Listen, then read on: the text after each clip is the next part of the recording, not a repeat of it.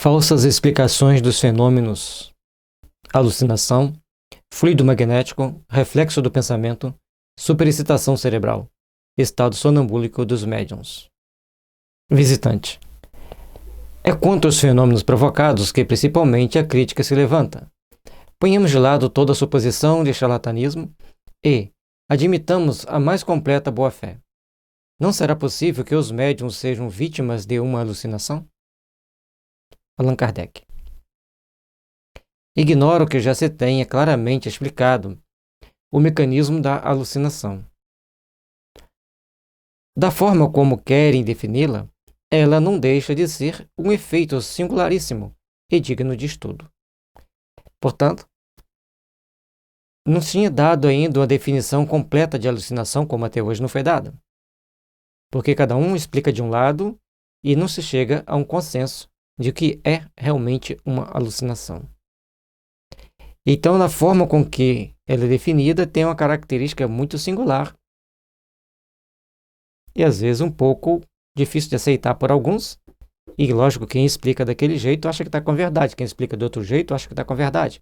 Na realidade, tem-se que fazer um estudo do ponto de vista do lado A, do lado B, fazer as interseções positivas e ver o que tem de realidade ou não dentro desses pontos comuns e, a partir dali, fazer realmente um estudo que, conforme deve ser feito, para ver o que podemos fazer para ajudar quem está em alucinação.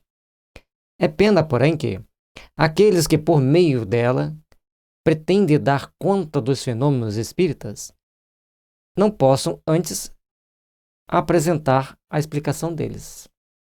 O médium está alucinado, mas o que é alucinação? São situações que cada um vivencia, são situações que vai acontecendo no nosso dia a dia e nós temos que então procurar colocar os pingos nos is para fazer prevalecer os bons sentimentos, os bons ideais entre quem está de um lado e quem está do outro, para chegar então a um consenso, baseado nos fatos, baseado naquilo que for mais condizente com a realidade. Há, além disso, fatos que escapam a essa hipótese. Quando a mesa ou outro objeto se move, se ergue ou bate, quando a dita mesa à vontade passeia por uma câmara, sem que pessoa alguma lhe toque, quando ela se destaca do solo e se suspende no espaço, sem ponto de apoio, enfim, quanto ao cair se despedaça. Tudo isso não pode ser o efeito de uma alucinação. Então, muitos fenômenos aconteceram, eram fenômenos muito transcendentes para a época, fenômenos que saíam da raia do palpável, daquilo que se acreditava, daquilo que se queria acreditar, e ia para uma transcendência, para um aspecto muito diferente daquilo que as pessoas viam, daquilo que eles queriam aceitar, queriam entender. E com isso, trazia para todos um conjunto de dados, de fatores que tinham que se pensar diferente. E Kardec foi por um ângulo de visão que trouxe algo bem palpável, bem real e bem dentro da realidade que nós podemos chamar de realidade transcendente. Porque todos os fenômenos eram produzidos por espíritos, portanto tinham inteligência e tinham formas de se comunicarem. Suponho que o médium, por um produto da sua imaginação, creia ver o que não existe. Será admissível que todos os presentes sejam, ao mesmo tempo, vítimas da mesma vertigem? E quando o mesmo fato se produz por toda parte, em todos os países? A serem assim, esta alucinação seria prodígio maior que o próprio fato. Então, os fatos dizem por si só, os fatos mostram que a teoria que Kardec desenvolveu era mais condizente com a realidade e ainda o é. Visitante. Admitindo a realidade do fenômeno, das mesas que giram e falam, não será mais racional atribuí-los à ação de um fluido qualquer do magnético, por exemplo? Então, um fluido magnético, por exemplo, produzia os fenômenos. Mas e agora? Ele fala, ele pensa, ele tem uma inteligência. Allan Kardec responde: Tal foi o primeiro pensamento que tive, como tantos outros. Se tudo se limitasse a esses efeitos materiais, não há dúvida de que poderiam ser assim explicados. Porém, quando esses movimentos e golpes nos deram prova de inteligência, quando se reconheceu que respondiam ao pensamento com inteira liberdade, foi-se levado a tirar a seguinte conclusão. Se ele respondia, se ele tinha pensamento, se ele respondia a hora que ele queria, a hora que ele não queria, não respondia, então tinha que tirar uma conclusão disso. Portanto, os fenômenos eles foram avaliados segundo todas as possibilidades. E, dentro dessas possibilidades, Kardec pegou aquilo que seria a essência, que seria a parte mais importante do entendimento do que se daria naquele momento. Se todo efeito tem uma causa, o efeito inteligente tem uma causa inteligente. E uma pessoa bastante inteligente vai entender essa frase bastante inteligente. É importante a gente ver que se tem o efeito, tem que ter uma causa. Se essa caneta aqui sobe, tem uma força que faz ela subir. Subir e descer.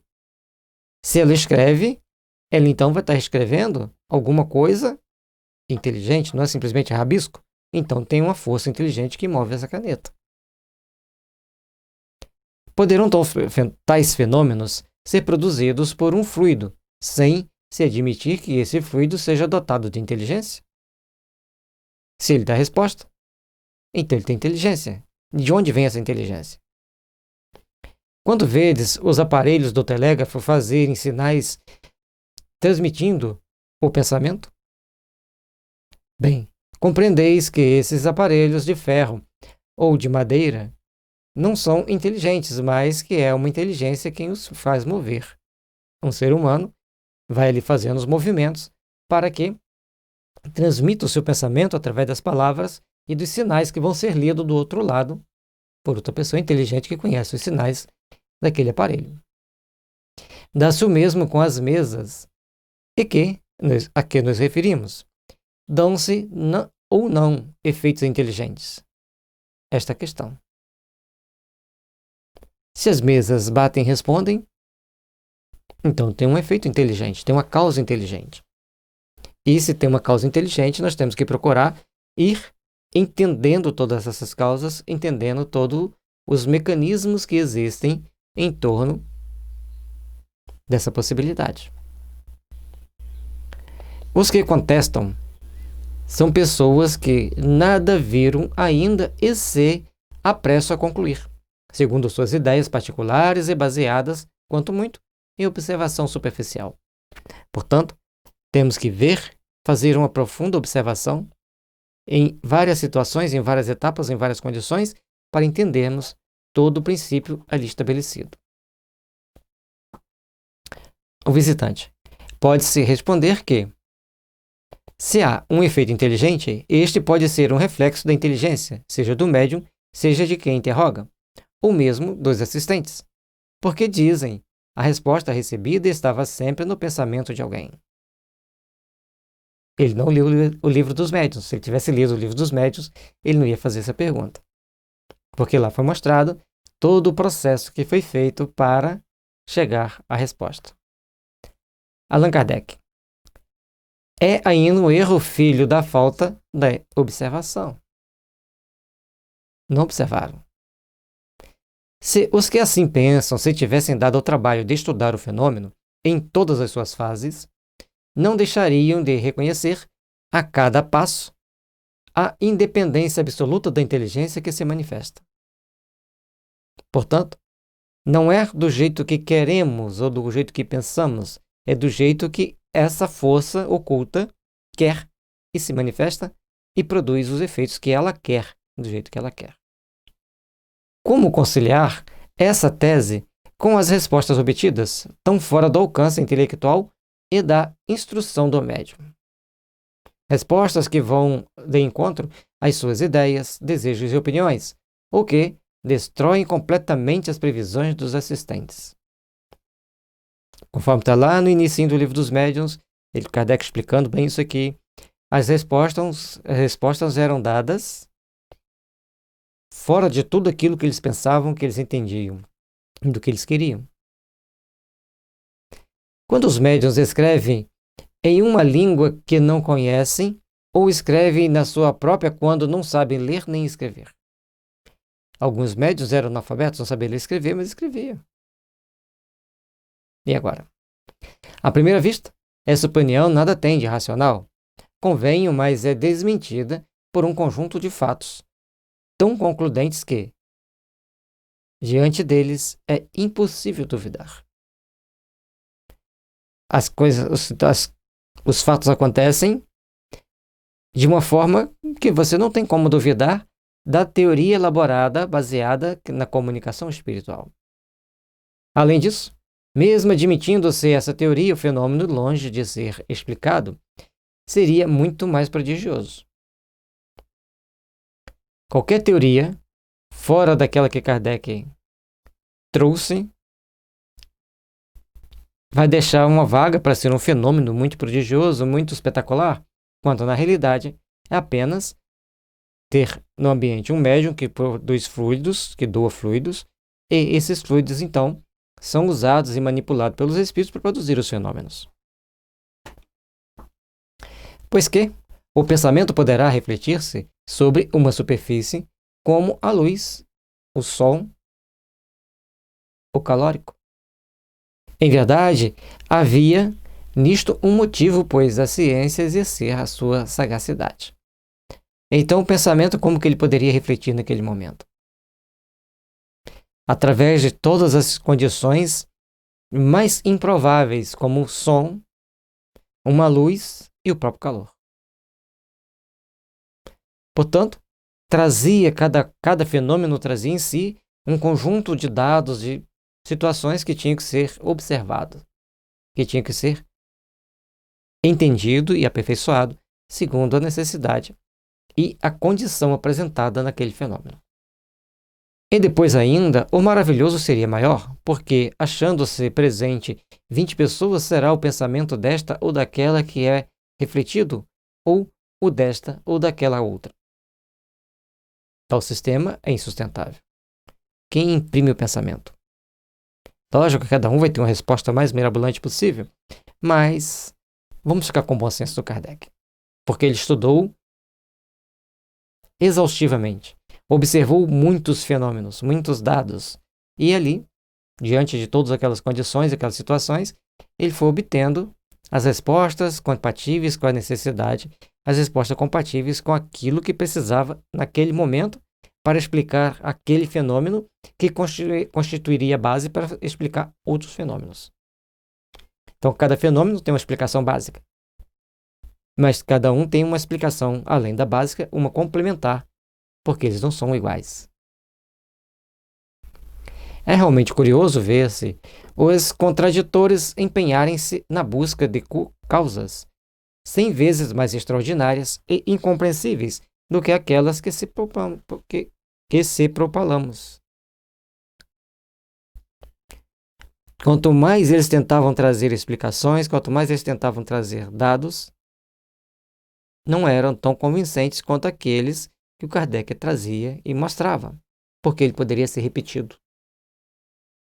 O fenômeno básico é repetido e a complexidade do fenômeno varia de caso a caso, com o médium, com o ambiente, com os espíritos. Visitante. Não será admissível, segundo querem alguns, que o médium se ache em estado de crise e goze certa lucidez que lhe dá a percepção sonambúlica, espécie de dupla vista, que, aliás, nos pode explicar a extensão momentânea de suas faculdades intelectuais? Porque dizem as comunicações obtidas pelos médiuns não são além do alcance das que dão os sonâmbulos. Portanto, aqui é importante entender a parte do sonâmbulo. Tem que já ter lido no Livro dos Espíritos, no Livro dos Médiuns, a parte que está explicando a questão dos sonâmbulos, porque é um fenômeno todo à parte, que exige muita atenção, muito raciocínio sobre aquilo que está acontecendo. Portanto, o sonâmbulo pode responder segundo suas faculdades intelectuais próprias e também pode estar além das suas faculdades psíquicas, intelectuais próprias, ou também aquém. Depende do espírito que está presente e gerenciando aquele fenômeno. Allan Kardec. É ainda um desses sistemas que não resistem a um exame aprofundado. O médium nem se acha em crise, nem dorme, mas está perfeitamente acordado, agindo e pensando como os outros, sem nada apresentar de extraordinário. Então, no processo sonambúlico, o médium ele está em um estado que ele pensa e que ele age. Então, ele não está numa crise e nem dorme, ele está acordado, consciente. Mas ele tem ali, naquele momento, um estado extraordinário para ser mostrado, vamos dizer. O Kardec fala sem nada de extraordinário, mas tem algo diferente acontecendo. Já que a palavra extraordinário foi tirada por Kardec, vamos colocar um fator diferente, transcendente acontecendo. Vejamos. Certos efeitos particulares deram lugar a essa suposição. Porém, quem se não limitar a julgar as coisas por uma só face, reconhecerá sem dificuldade que o médium é dotado de uma faculdade particular, que não permite confundi-lo com o sonâmbulo, sendo a independência do seu pensamento demonstrada por fatos da maior evidência. Então, o sonâmbulo está cônscio e o médium, ele nem sempre vai estar consciente. Lógico que vai ter várias etapas da mediunidade, da vidência, da incorporação, na psicofonia, na psicografia, vai ter várias etapas diferentes. Eu já tive a oportunidade de estar conversando com a Mariluza Moreira Vasconcelos e ela pintava com uma mão, com a outra e conversava comigo. A pessoa segurava a folha, ela pintava ali, pintava aqui. E algumas vezes ela autografava, conversando comigo e olhando para mim, e pegava o papel e fazia um desenho sem olhar para o desenho e colocava a dedicatória e continuava conversando comigo. Assunto totalmente diferente daquilo que estava ali, e ela parava o assunto comigo, falava o que tinha que falar para a pessoa que ela tinha autografado e voltava a conversa. E às vezes alguma pessoa falava assim: não, mas por que ele está aqui? Ela deixa aqui. Então, assim, em termos de mediunidade existem muitas. Tem uma que o Divaldo conta, que ele estava em Londres, ele fazia uma palestra, e Luiz Gasparetto estava em Londres, eles se encontram por acaso, e o Divaldo o convida então para fazer os desenhos enquanto ele falava. Ele ia falando, ele ia desenhando, colocou os desenhos ali, e um senhor que contestava a mediunidade pegou e perguntou para ele. O Divaldo pergunta para ele: agora eu quero que o senhor reconheça aqui o jovem, que o senhor tem uma foto na bolsa. Então, por favor, você vai lá no seu quarto, pega a foto que você trouxe na sua bolsa para contrastar aqui com a foto que foi desenhada do rapaz. E lógico que o pastor ficou muito assustado, mas ele foi lá na bolsa, pegou a foto, veio e falou assim: esse é o fulano, o jovem a quem eu me refiro. Aí o Divaldo fala que ele está ali, que ele pede para falar para os pais dele que estava muito bem, que o acidente foi um acidente mesmo, que o pai não teve nenhuma culpa. Manda ali o recado. Então, existem fatos na mediunidade que transcendem todo aquele aspecto que nós queremos acreditar. Ali nós estamos falando de dois médiums que estão, um psicografando, aliás, fazendo a palestra, e o outro psicopictografando, ou seja, pintando. E Luiz Gasparetto pintava com a mão, pintava com a outra, pintava com o pé, pintava com outro pé. Era uma coisa assustadora para quem não estava acostumado a ver um médium com plena capacidade mediúnica, uma capacidade maravilhosa. Capacidade mediúnica nem sempre vai ter correlação com determinados comportamentos da pessoa.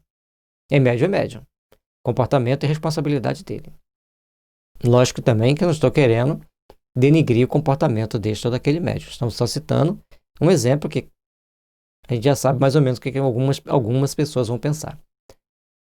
Abstraindo das comunicações escritas, qual o sonâmbulo que fez alguma vez sair um pensamento de um corpo inerte? Qual deles pôde produzir aparições visíveis e mesmo tangíveis? Qual fez que um corpo pesado se mantivesse suspenso no ar sem ponto de apoio? Portanto, existe o médium, existe o sonambúlico. São duas coisas diferentes, são duas situações bem diferentes e que a gente tem que procurar entender para melhor agir, para melhor produzir aquilo que se quer produzir, aquilo que se tem a necessidade de produzir. Será por efeito sonambúlico que certo médium desempenhou um dia, em minha casa e na presença de 20 testemunhas, o retrato de uma jovem morta havia 18 anos e a quem ele não conhecera, retrato reconhecido pelo pai da jovem, presente então a sessão? Assim, já citamos o exemplo, um slide anterior, e aqui veio esse muito parecido.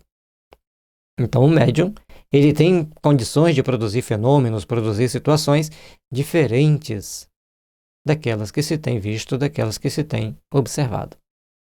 Será por efeito do mesmo gênero que uma mesa responde com precisão às questões propostas, mesmo feitas mentalmente?